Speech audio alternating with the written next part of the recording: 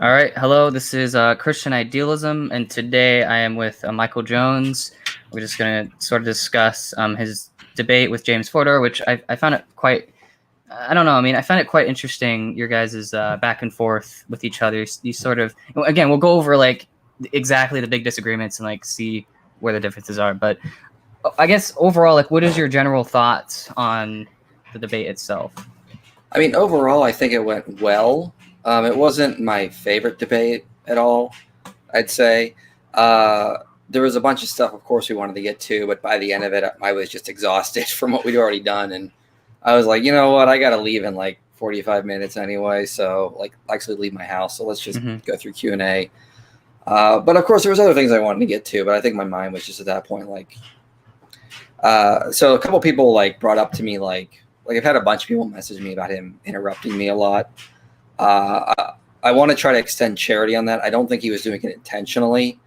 And Nathan did reach out to me and ask me if I was upset by that at all. And I'm like, I was a little frustrated, but I mean, it is what it is. It's not that big of a deal. And I don't think he should have been jumping in. Like, he thought maybe he asked, like, should I have jumped in more? And I'm like, I don't think so. Yeah. Another thing, I guess is just like for clarification, you seem to be like super serious. People notice like you did not smile at all in that. Well, so I didn't know what was going to happen, and so you and I know about their big 4 and 8 hour long responses. Oh yeah. Mm-hmm. Now let me say first off, they were much more respectful and much more nicer. But honestly, in some of those early responses, they were a little. Again, I don't think it was intentional, but they were a little rude. They said some things that were really just kind of mean. So, I mean, like, I didn't know where it was going to go. Should I expect, like, is this going to be like, any of those kind of comments going to resurface or anything? Like, in like their 4 hour response, they accused me of putting graphics on the screen to try to fool people and thinking I'm smarter than I am. Like, come on, guys. Like really just things that were just like not necessary to say. So, I mean, I was a little tired, and I was a little hesitant because I know of those. I wasn't sure where it was going to go. But again, they were really nice and respectful. So none of that happened. So I don't know. I was just kind of a little bit wondering if we were going to have any of that was going to happen. But of course, I don't think that was intentional, but it did come across that way when they did those responses. No, yeah, I thought that James was very, very respectful in your dialogue and stuff. He also brought up a few points in his opening statement. I think the first point was like he's just not convinced that the evidence, which I find that kind of odd. Like, I mean, yeah, we don't have a theory of quantum gravity, but so what? I mean, we have the general like idea of what it might look like already. And I think your point was like, emergent spacetime and the holographic principle are gonna be part of the final theory, whatever it is. At this point, yeah, that's what all the physicists, the theoretical physicists, are saying. I mean, Leonard Susskind is quite clear in the interviews and in his book. This is the way forward. And I believe it was Sabine. Oh, she's on YouTube. Her name is like Hassenfelder or something. Yeah. She has actually written some stuff where she has pointed out the holographic principle is also part of loop quantum gravity. So it's not like you can get around it. I would say this is why I brought up at one point the paper called The Cognitive Appeal of the Cosmological Argument, because it really, I think it distinguishes well the difference between atheists and theists in this kind of debate. Right. And you kind of saw it in there. Atheists are very much sort of like, well, think of all these other possibilities. Think of our limited data. Do we really have enough to make a good inference yet? And theists like us are like, no, we do have we have enough data to make good inferences here. If in the future the data changes, the inference will change, but let's go with where the data is leading now. So there's that kind of distinction, because at one point in the debate, he's talking about how he mentioned space and time, and he's like, let's say space and time were found out to be fundamental, not emergent. Will that challenge idealism?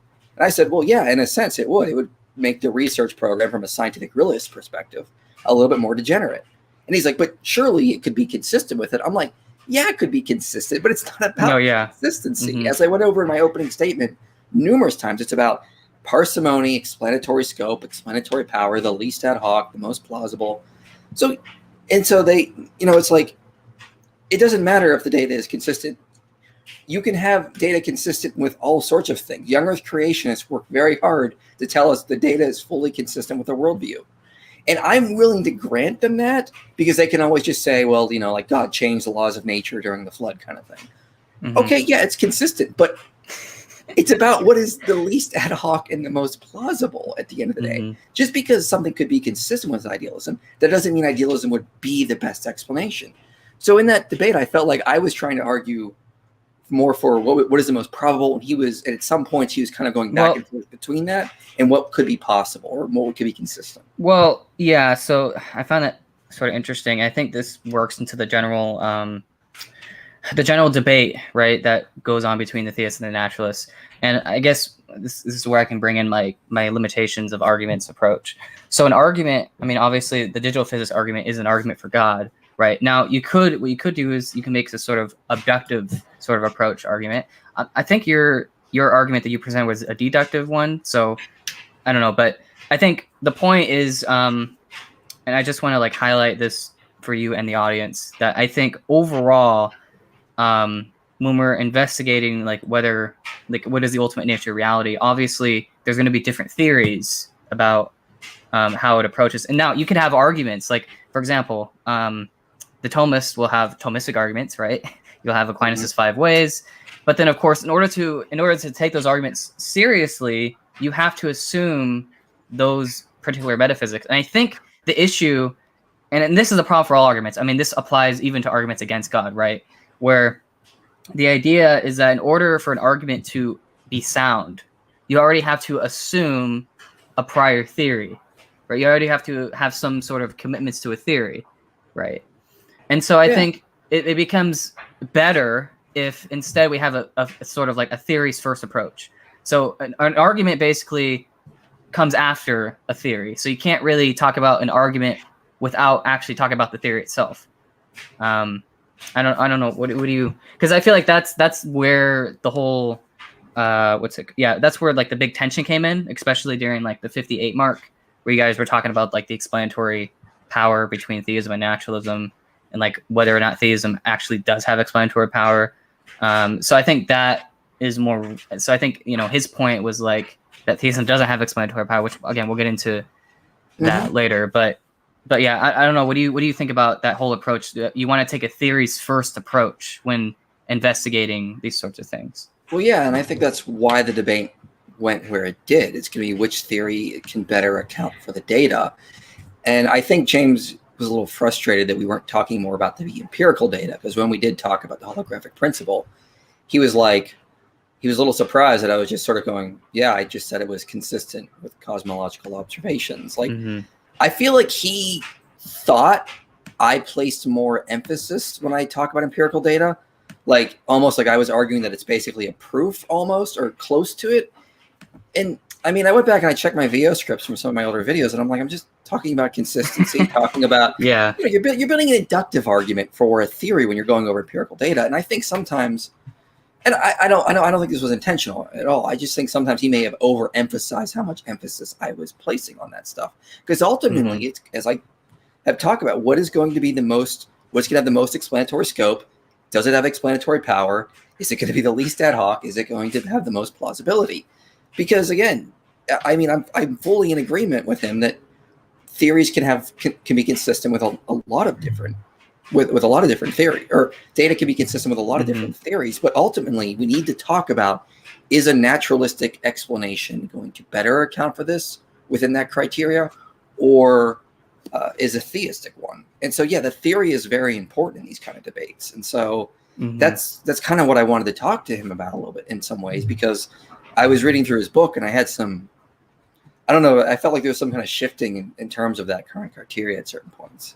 No, yeah, because I mean, when we're talking about, like, I guess we can sort of discuss the nature of explanation, like what is a good theory. Now, it's interesting because he noted in his debate that a good theory is one in which you can basically, I can't remember, I think this is what he said, basically where a good theory is one that can tell you why you see one set of contingent, phenomena rather than another, right? So a good theory is one that's going to give a high probability to what you're actually observing, right?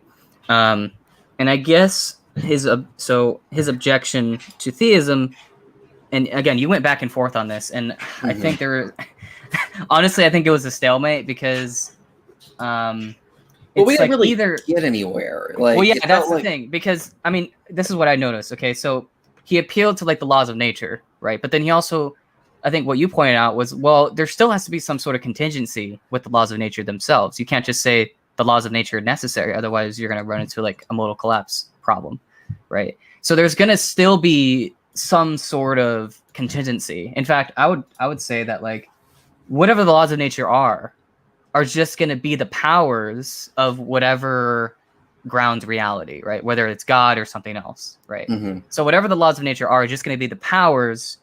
A sort of like I think Oppie calls it like a powers approach to the laws of nature, where it's just the powers of what the foundation can do, right?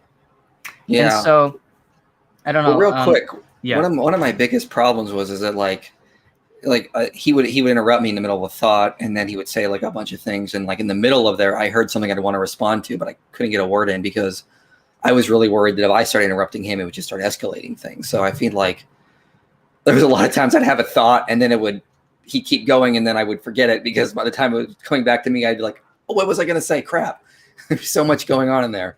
Yeah. No, yeah. He was very like going really fast. And that's, I mean, if you watch his videos, like his responses to some apologists, he'll respond pretty quickly to a lot of things. Like, it's like, how are you going to, it's really hard to like respond to someone like that. That's just going to, especially if you're trying to have a dialogue. Right. Yeah. Yeah. And again, I don't think it was intentional, but the interruption didn't help. Yeah. Right. Yeah. But I guess related to that, again, just going back to this whole idea of necessity versus contingency. So it seems like on both naturalism and theism, you're going to have some sort of contingency, right?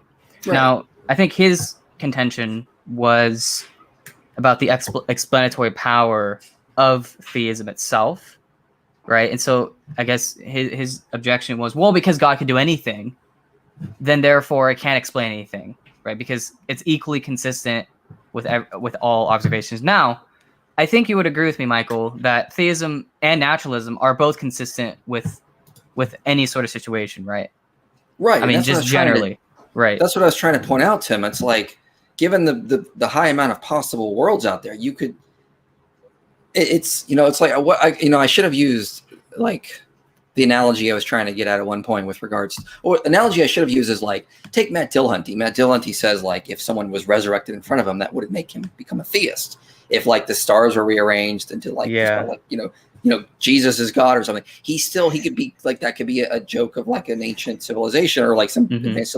So I mean, like take that logic, you could basically argue naturalism is consistent with all of that.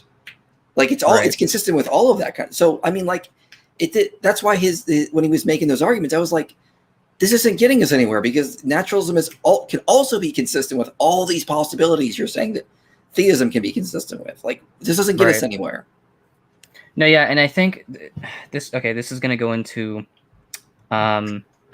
what is it that is, so on a naturalistic, if we're just assuming a non-theistic foundation of reality, right? Any sort of naturalism, what is it that you're going to be able to predict from that foundation, given its eternal nature, right? Now, it's funny that you mentioned in one of your points in your debate was, well, a non-theistic foundation cannot explain its own necessity.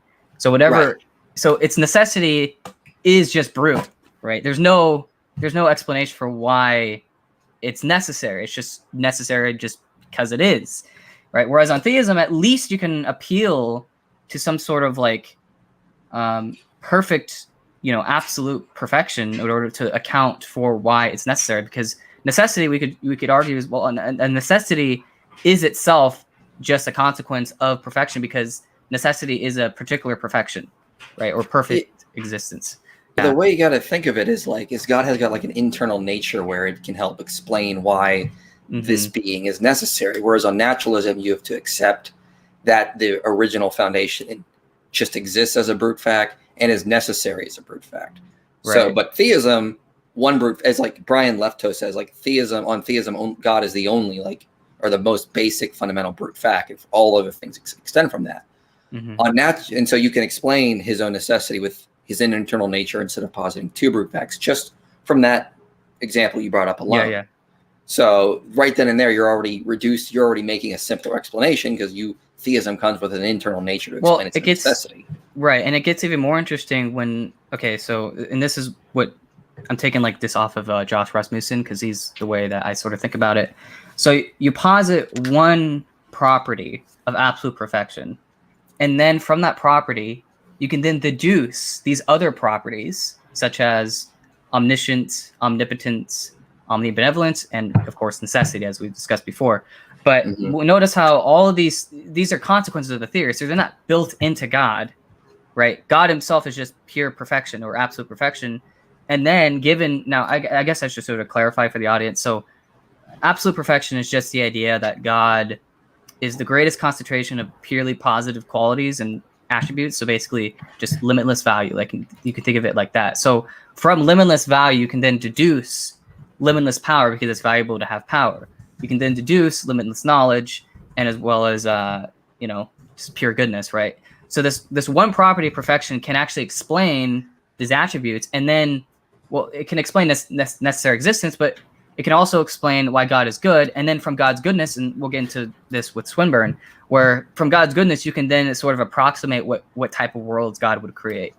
So that was the other thing I wanted to sort of go over with you. Yeah, that's a good point you brought up, is like, he kept saying like, God is compatible with all sorts of other possibilities and whatnot. Yeah. And on naturalism, you just have to accept the laws of nature as a brute fact. And like you made the point, like, well, no, like Swinburne argues from we can know the type of possible worlds from God's nature, what he would type of create. Like he wouldn't create a world of pure misery and evil. Right. So, but he would also create a world with free creatures and a world of beauty and these kinds of things. So we can still approximate the type of world. No, yeah, and I guess I want to clarify. I mean, I would actually, this is probably our biggest disagreement with James, which is that theism has no explanatory power. I think it's the opposite. I think that if there is a problem for theism, it's that it has too much, because you can bring up the problem of evil. You could say, well, given God's perfection, we would expect there to be a perfect world. But since there isn't a perfect world, therefore, God doesn't exist or something like that. But notice how that's a completely different problem than the one that he presented. So either theism has no explanatory power and you have to throw out the problem of evil, or it has too much explanatory power. And so, well, I kind of felt like he was going back and forth between that, because at one point it's like, he's like, God is compatible with any outcome, so he can always be the explanation kind of thing. And it's like, yeah, well, again, so is naturalism. I mean, I really should have brought up the Dill Hunty example, because again, he would say like, he said like if God appeared before him, he could not know if he was having a delusion or not. So again, anything could be compatible with a naturalistic worldview as well. And that's just how metaphysics is. You develop a worldview and you look at the data and you're always trying to explain it and account for it and incorporate it. And it's really going to come down to if your research program is progressive, is it actually accounting for data in more simpler ways? Is it creating plausibility? And by plausibility, I mean, you can explain more with less, like one explanation can explain all these different areas. Or is it degenerate? Or you always have to come up with another ad hoc explanation kind of thing. And so here's one of the things that bothered me, is that at one point he mentioned something about like, I thought this was going to be more like the digital physics argument on trial kind of thing. And I'm like, we can't put something on trial unless we're comparing it to something else. Like, how are we going to know it's successful unless we know like what it compares it up against? Like when atheists put young earth creationism on trial, they explain all the evidence that young earth creation is used by explaining how it is better explained under a theory of evolution or under an old earth. So but you just can't hold up an argument and then the atheist goes, well, I'm not convinced of it. I don't think that part's successful. I don't think that part's successful. Okay, but in relation to what? So that's why I kept bringing naturalism or his worldview into it, because you got to compare these things, or otherwise we're not going to get anywhere. Like, I don't understand. How are we going to know if something is the least ad hoc and the most plausible if we're not comparing it to something else? I could come up with a theory tomorrow that has explanatory scope and explanatory power. All the fossils were put in the ground by an advanced alien civilization hundreds of thousands of years ago to fool us, and they kept updating it to make sure. But obviously that would come across as ad hoc.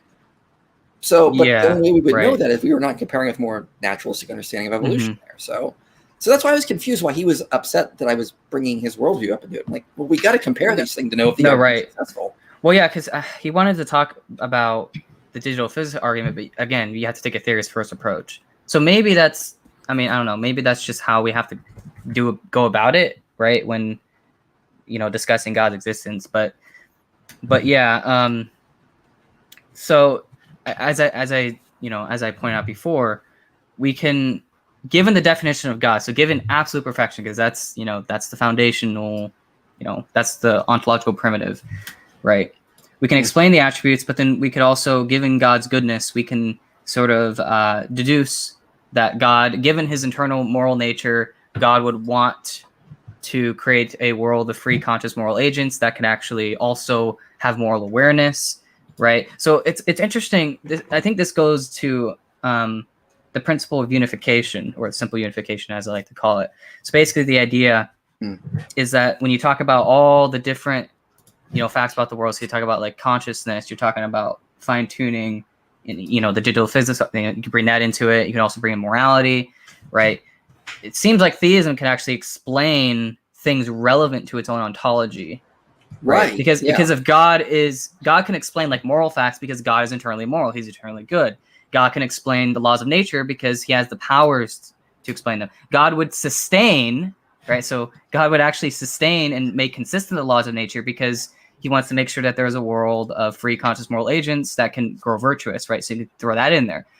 But on naturalism, you can't, I don't know how naturalism could even really do, it doesn't seem like from the foundation, on the foundational core of naturalism, it doesn't seem like you can deduce moral conscious agents from there. It seems there's no deduction from that. He even said in one of his hangouts that, you just, maybe on physicalism, the brain creates consciousness is just another brute fact. Well, I mean, that's ad hoc. Well, yeah, it's just another brute fact on naturalism, just adding up. Now, to be fair, he's going to say, well, on theism, it's just a brute fact that God, chose this or that. But of course, I think that's wrong, given, what Swinburne has to say. So, do you want to go into what Swinburne says on this, or? Yeah, we can go into a little bit about what Swinburne has to say on this. I mean, it's been a while since I've read his book, The Existence of God, and I think the first time I read it, it was in 2012. So I was like, so I don't know if I fully understood all of it. So I'm probably going to go back and reread it again because there's a lot of good stuff in there. But before we do that, I do want to address one. Let me just take 2 minutes to address this one thing on quantum cognition, because someone James brought up a paper in his hangout called Quantum Mechanics, Interference in the Brain by Barrios and Soups. I don't know how to pronounce that other name, but basically, he was arguing that it's claimed that the only advantage of quantum cognition is interference, which can be explained in classical terms. Mm-hmm. And he also said the paper argued that entanglement, non-locality, and other features that are not useful for quantum cognition. So, the guy's a legit researcher, and he is. But I mean, the paper was published in 2009, and there's a lot more that's been said on that.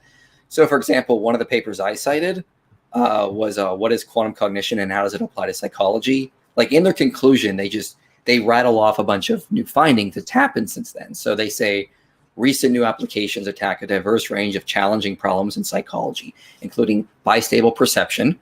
They reference a 2010 paper that brings up non-locality, over distribution in episodic memory, reference in a 2013 paper, entanglement in associative memory, 2009 paper, violations of rational decision-making in a 2009 paper, probability judgment errors in a 2011 paper, over and under extensions and conceptual combinations in a 2013 paper, order effects and interference in a 2011 paper, and causal relations in a 2012 paper, 2013 paper, all these. I know a lot of that. I don't have time to really go into what it means, but the idea that this 2009 paper has shown that quantum cognition is not as explanatory, not having as much explanatory scope as we thought, is really being challenged by a lot of other findings. So there's also another paper, 2011 decisions theory with prospect interference and entanglement, which also again brings up entanglement in there. There's another great paper from called a note on the role of quantum mechanics, or a note on the roles of quantum and mechanical models in social biophysics from 2017. They note that quantum cognition models have been extended into other psychological phenomena that are actually explaining all these difficulties and puzzles far more than classical information processing models. So, I mean, the 2009 paper is not the whole story. And I'm actually aware of this guy a little bit because I was looking through my computer and I actually have one of his papers from 2015, because he does push back on the quantum cognition, but a lot of what he's doing is he's just pointing out there's loopholes. Right. So in one paper from called Contextuality in Physics and Quantum Cognition, he says, we can also emphasize that in quantum cognition, violations of certain inequalities do not necessarily mean non-locality. To demonstrate non-locality, one needs to not only show that violations of the CHSH of events that are space-like are separated, but also that such violations are not subject to standard loopholes. And he notes it's impossible with current cognitive understanding to close these loopholes. And it's like, yeah, I fully acknowledge and understand that. There's always going to be loopholes when you're studying cognition and psychology and whatnot. But still, I mean, just because the existence of loopholes does not show does not debunk where the research is taking us, like with this quantum understanding of cognition and whatnot. So again, yeah, I don't see how his paper really threatens the overall quantum cognition research in a lot of ways. I mean, yeah, it's interesting. I think his research that he brought up is very important because it does note limitations we need to remember. It notes there are loopholes, but you can't study the brain and the mind the way we could want to study other physical systems because of all of our current limitations. But that doesn't mean psychologists are still not applying the model and showing how successful it is, how much predictive ability it has and whatnot. So I just wanted to address that really quick because I don't think that really gets around the whole issue there. Yeah, because there's a lot more data on this than just that. Mm-hmm. And I guess another thing is it's continuing, like as the years go by, there's more and more stuff that's coming out, right? Yeah, so. And it's getting more and more successful. It's getting more explanatory power as it goes on. And so if the pushback on quantum cognition was, well, researchers have been trying to apply it over the past 10 years and they've been having more problems, then he's got a point and I should probably abandon it. If that happens over the next 10 years, even the next 2 years, then yeah, I should abandon it. But currently that's where the current data is sort of pushing us towards. And that's why I think the model comparison is a good, it's good that it's a good one pillar. It's one piece of the data. Again, I'm not building my entire case on one piece. One paper. I feel like sometimes he just overemphasizes how much emphasis I place on each individual piece of data. It's about the cumulative case. Right. Okay, so I wrote some notes down about what Swinburne has to say about this. Swinburne. Yeah, that guy. Well, oh man, I love Swinburne. He's like my favorite philosopher. No one's above him in terms of philosophy of religion. But yeah, anyway, I need to get back to reading him more because I was turned off when I read The Existence of God because I don't like applying the Bayesian approach. Well, that might be a disagreement I have with him, but I now going back reading him later, I'm starting to see a little bit more. He's definitely better than I remembered. Well, yeah, because I think how should I say it? So the Bayes factor, I think, confuses a lot of people. I don't think you have to put numbers on it. I think Bayesianism itself is fine, because that's how we assess probability. But I don't think we should actually have to put exact numbers because that seems, kind of subjective, right? Mm-hmm. So yeah, I mean that's the only thing with regards to that. But anyways, so I wrote down a few notes in regards to what Swinburne has to say in that chapter. So and this is I'm paraphrasing what he's saying. So this isn't exactly what he says, but this is sort of the general idea he's trying to put across. So he says we can say that God is perfectly good and perfectly rational, and hence would be governed by such goodness and such rationality given his nature, right? So that right there debunk, or I guess sort of downplays the whole idea. Oh, God can just think up anything. Well, no, he can't. God can't just create any possible world whenever he wants to. God has a nature that we have to appeal to, right? So given that God has, sorry. Oh yeah, there was at one point I wanted to say that, but I think it was one of those incidents where he was going so long, and I was like, wait, there's so much in there. What do I pick to respond to, kind of thing? But because I noted this in my video on omnipotence, all powerful does not mean God can literally do everything. And if you combine that with his moral goodness, that's also going to limit the amount of possible worlds that God could actualize. And that doesn't make him less omnipotent because it depends on what we mean by omnipotence. Right. And especially if we say that omnipotence is derived from absolute perfection, right, then it's going to sort of make sense of why, we could sort of approximate what type of worlds God would create in that sort of way.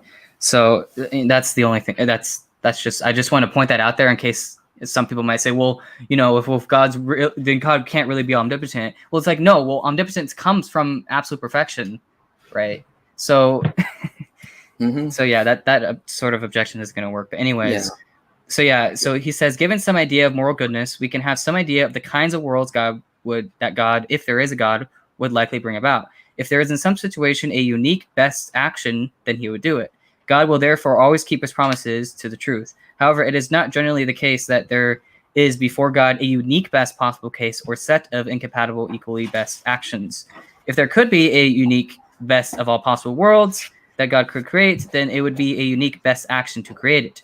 In other words, God would create a world of value.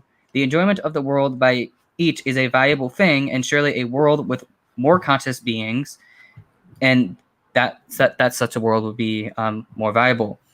God's perfect goodness would require him to do some action of the best or equal best kind. If it is better for God to bring about the existence of something beyond himself, then he would do so. So the action of causing the existence of something else is the best kind. And it's funny because so Swinburne actually uses this idea that because God is internally good, then he has to create something. And so he uses that to like explain the Trinity, or like, why is it that, you know, you have the Son and the Holy Spirit sort of like eternally co-eternal with the Father, right? Yeah. So that's how he uses, that's what he does to explain like the Trinity. And then there's says something similar, and Keith Ward says something similar in this book with regards to that. Like there is no specific best possible world, and he actually uses that to explain some parts in Scripture where, like, you know, Hezekiah, like it says God changed his mind and allowed him to live longer, or like he says to Moses on Mount Sinai, like, hey, you know, I'm going to kill the Israelites. Oh no, you convinced me. I'm not going to destroy them over their sin, because there's multiple best possible worlds that God can just pick from the various best possible worlds. It's not so much that there's a best of the best. Yeah, and I think it's important to also highlight, I think Brian Leflau also points this out as well, where it's like it doesn't matter the number of things that God creates. It matters the kinds of things that God creates.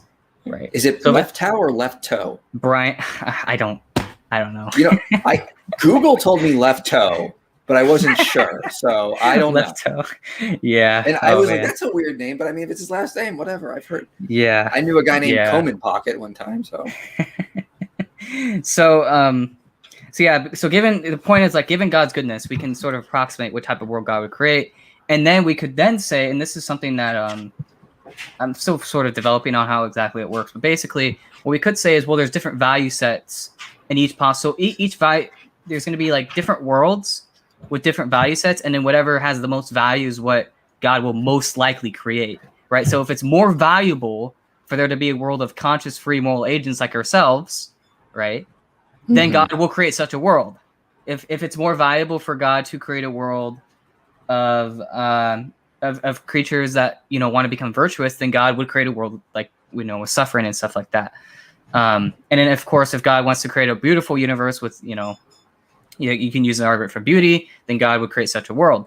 If God wants to create animals to go through the same process, he would create such a world. So you can just keep going on and on and on, and sort of I just want to, highlight here that, like, given God's goodness, he's going to create whatever is most valuable, right? And it's not arbitrary. Like, these aren't brute facts. It's not like God is just brutally deciding to create a kind of world. No, you can actually explain the intention of God given his goodness.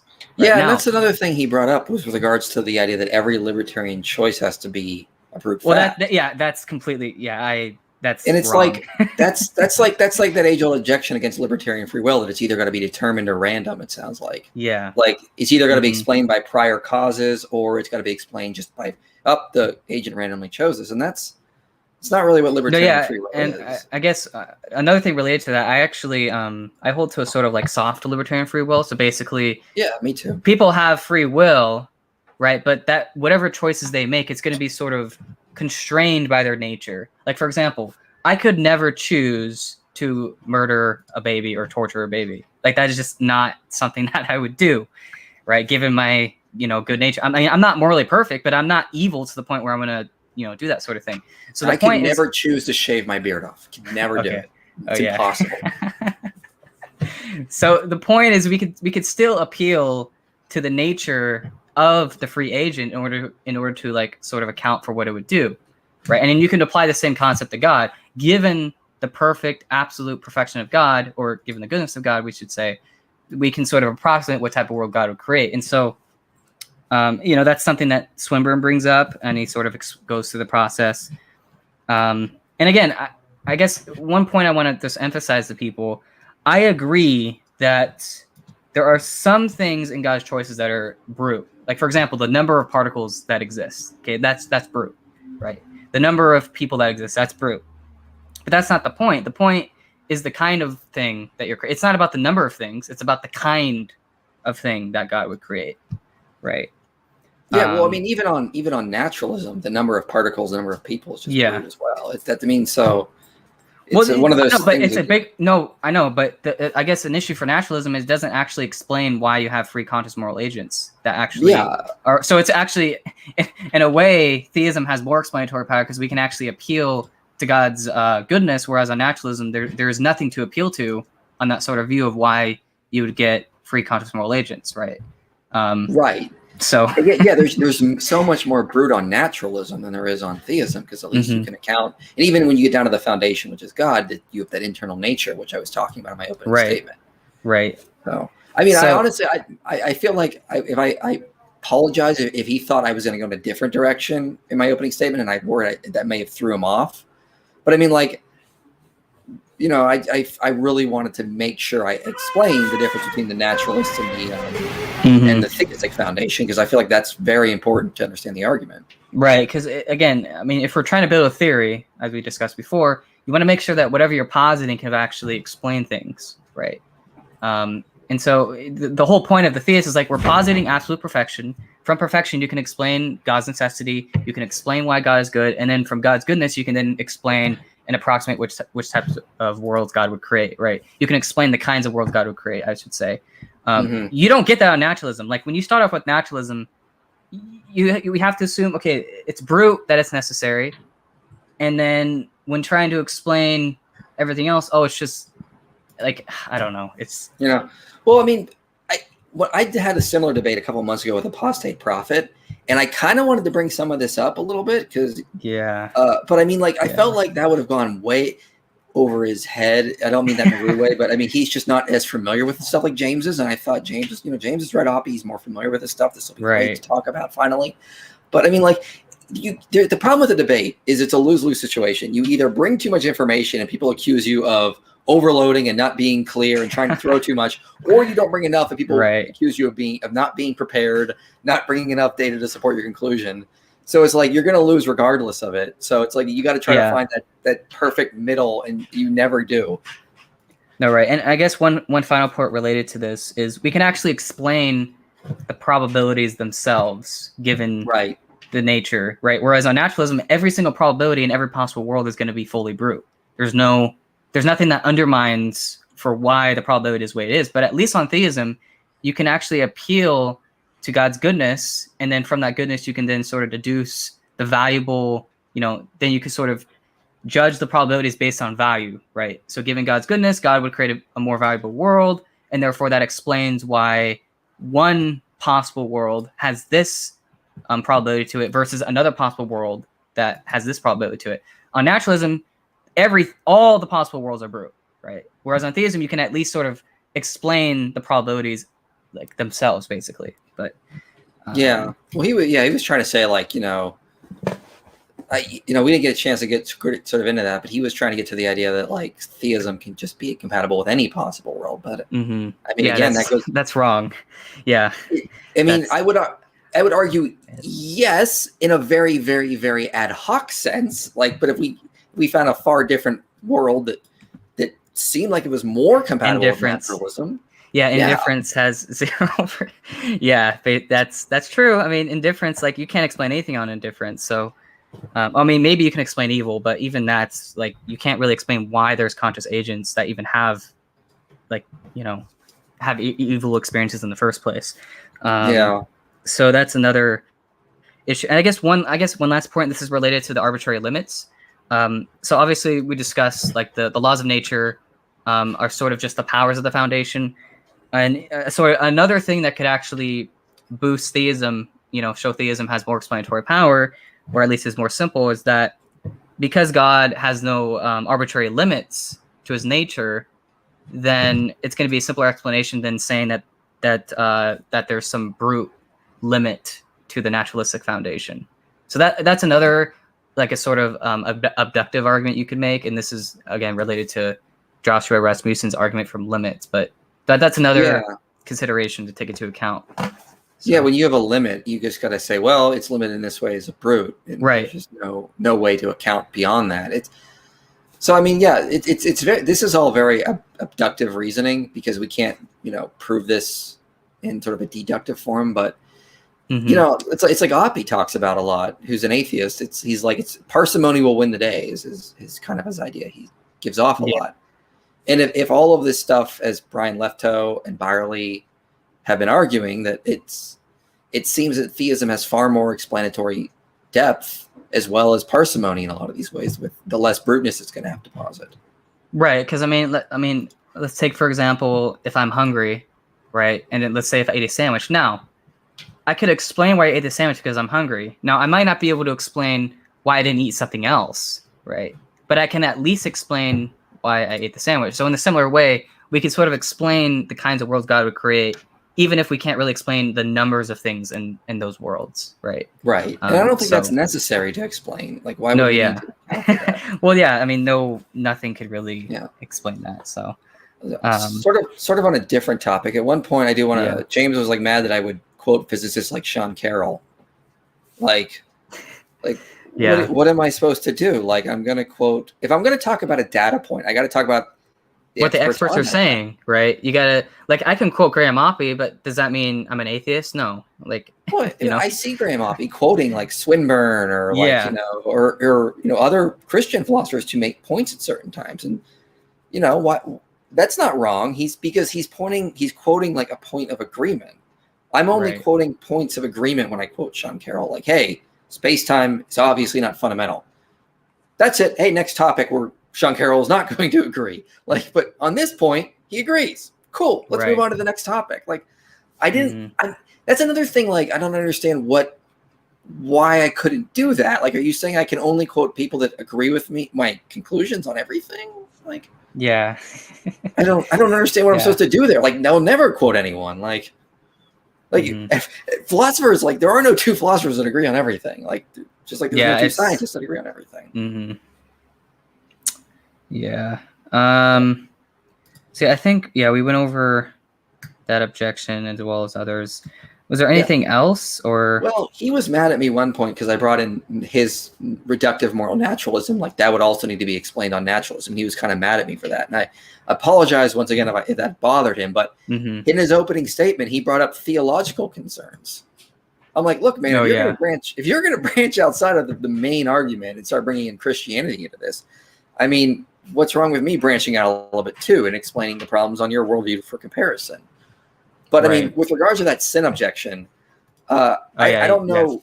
I don't know how you would say to this, but I mean, I try to give the analogy sometimes. Like, J.R.R. Tolkien created Sauron in his mind, but that doesn't mean the sin of Sauron is reflected on J.R.R. Tolkien. Mm-hmm. You understand him as like distinct characters. So I mean, no.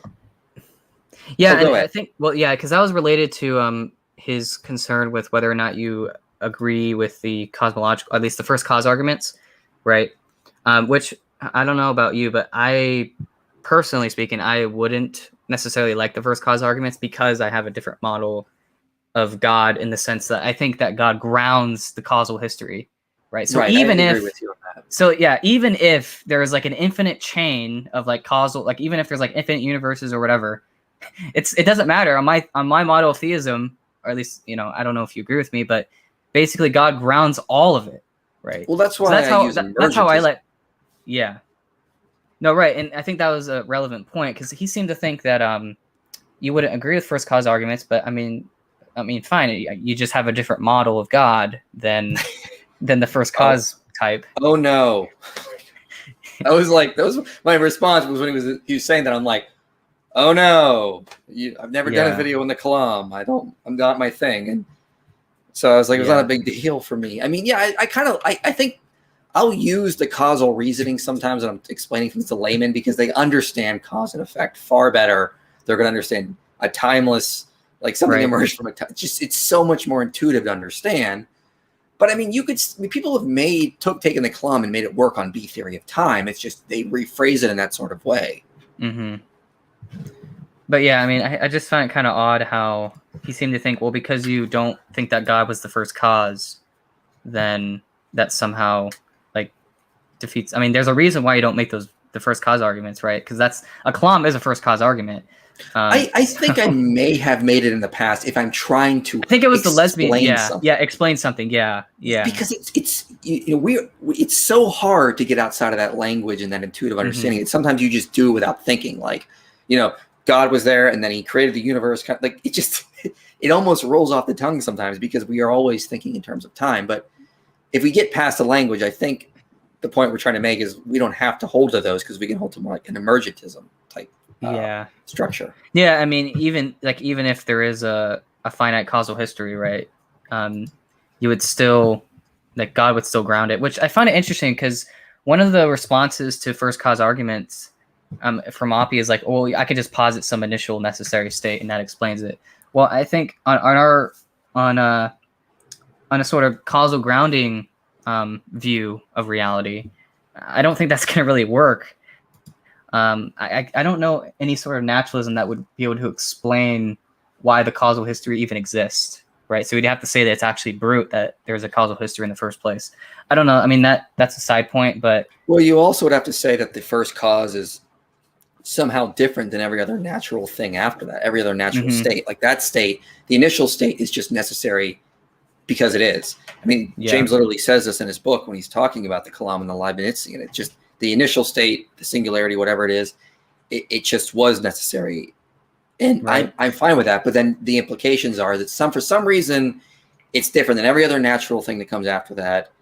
And even though it's natural, their ontology speaking, it's also natural. But for some reason, every other natural thing is contingent, and in this one, by brute fact isn't. Well, I think someone like, because I guess I should mention Oppie because me and Tim Howard, we studied Oppie for like a whole year, so we read like pretty much not all of his books, but the vast majority of his stuff. And one of the things we came to was the only reason why Oppie posits the initial state is necessary is just because it's initial. But then a related problem with that is, well, how do you even know what is initial, what's not? Like, well, how come my brain's not initial? Or, because a skeptic can come around and say, well, because your brain is initial, then your brain's necessary. Every single brain state is necessary. But that just seems really like that doesn't seem right. Right. So there has to be, and I think this is important to like what Josh Rasmussen talks about, where there has to be some relevant difference between something that's necessary and something that's not necessary. Right? Yeah. I mean, then that's where perfect being theism comes into account for that. And so one of the things that I probably should have brought up more, which is talking about the ontological simplicity of idealism versus materialism or dualism. I talked about it in my opening statement, and I get time to really expand upon it. But like, in some of his replies to me, he kept talking about substance dualism and like interaction issues, and I was sort of like watching, going, okay, like this isn't a huge issue. Now, to be fair, in my Irreducible Mind series, I did talk about dualism as another way to explain things, just as like another possibility. But I mean, I'm not a dualist, so I'm a dual aspect idealist, and so I was like, the argument is that on idealism, or so if you have like a materialistic worldview, you got to posit some undetectable matter or substance beneath quantum field theory that somehow gives rise to it, and then somehow gives rise to conscious agents. So you got the hard problem you got to explain. And so, and in his book, he says, well, this initial state, whatever it was, it just simply is as is. Like it doesn't have to be explained beyond that. Okay, but on idealism, we don't have to deal with it in the same way, because we would say consciousness is what's fundamental. It simply is, like it is on that naturalistic worldview of that initial state, whatever it is. Right. That's consciousness. So it's fundamental. So we don't have to worry about the hard problem then, because we can account for consciousness. Yeah, because you can explain you can explain consciousness in terms of its own ontology, right? Right.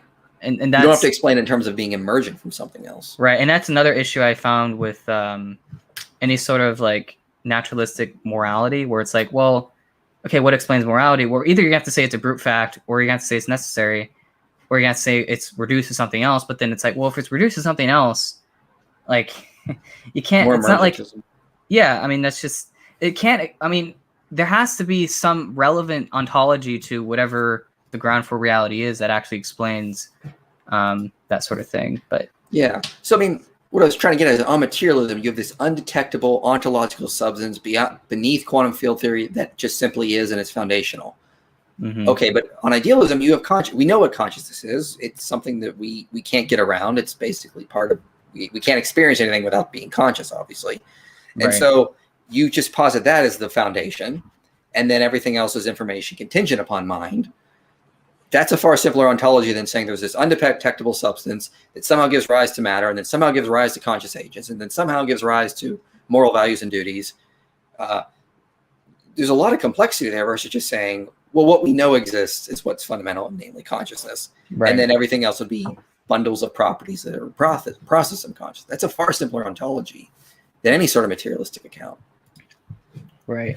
And I found it, I guess, one last note in regards to like simplicity, so ontological simplicity. You guys kind of went back and forth about whether idealism or materialism is simpler, right? And he kept saying like, oh, you have to posit this new layer of reality and that's more complex. But I was like, well, even the materialist has to do that, right?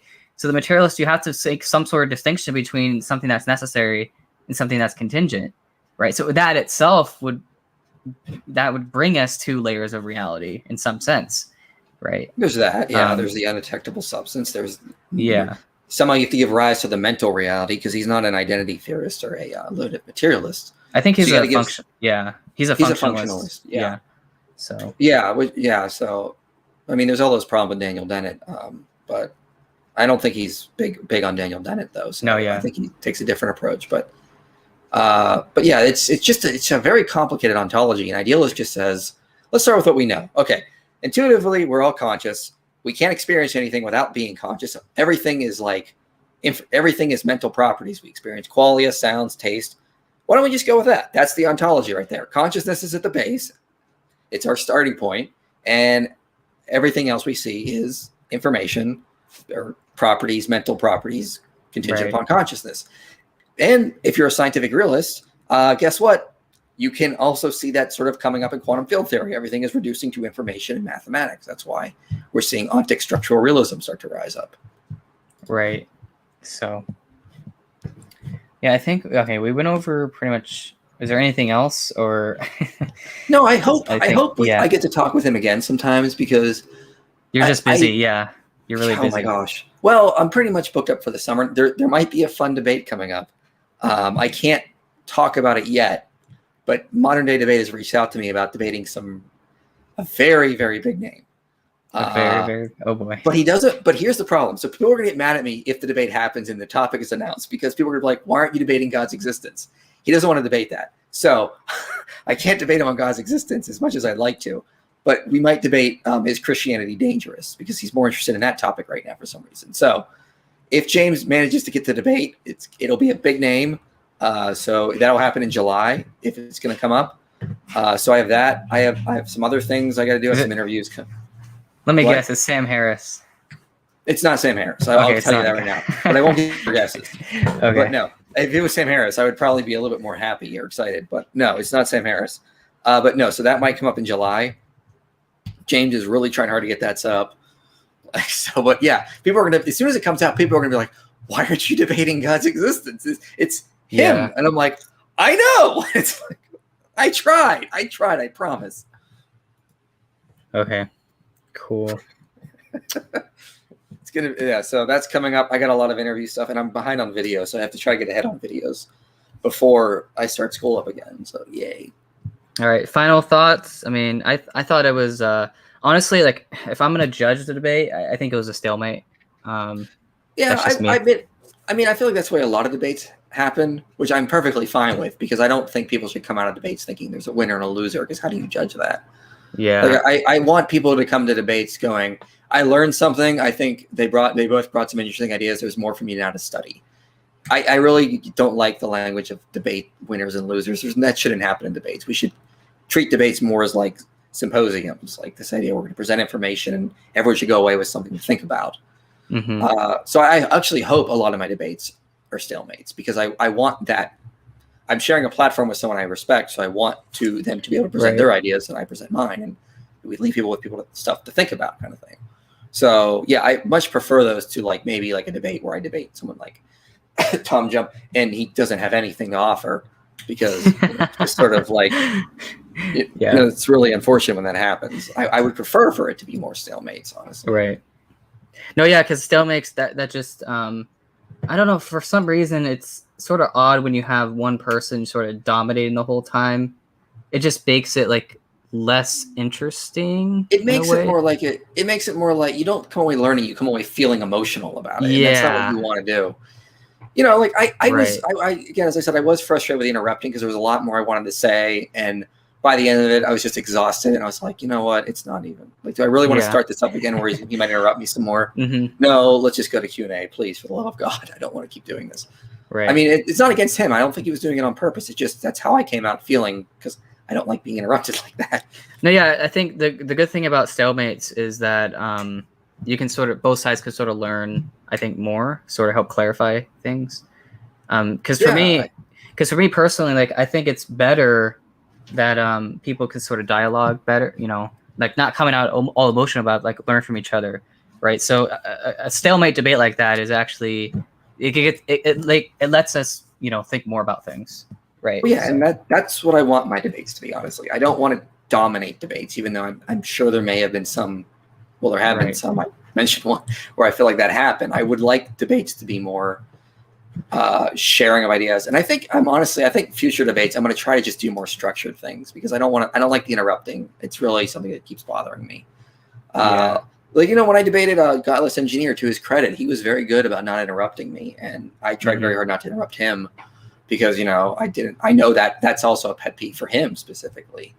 But like when I debate Cosmic Skeptic, for example, I always feel like when I come out with him, it's like a stalemate, because he brings some good ideas. I hope I bring some good ideas, and I hope people just go away like they learned something. And I feel like that's the way debates should be. Right.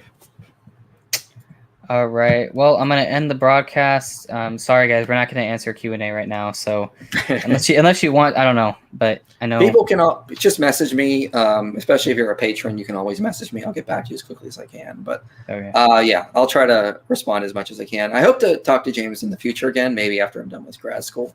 Yeah. And we could have a different debate, like maybe materialism just versus idealism. Maybe that'd be better, and we could really focus in more on a specific subject. Right. Cool. All right, I'm going to end the broadcast. Thank you guys for watching. Have a nice day.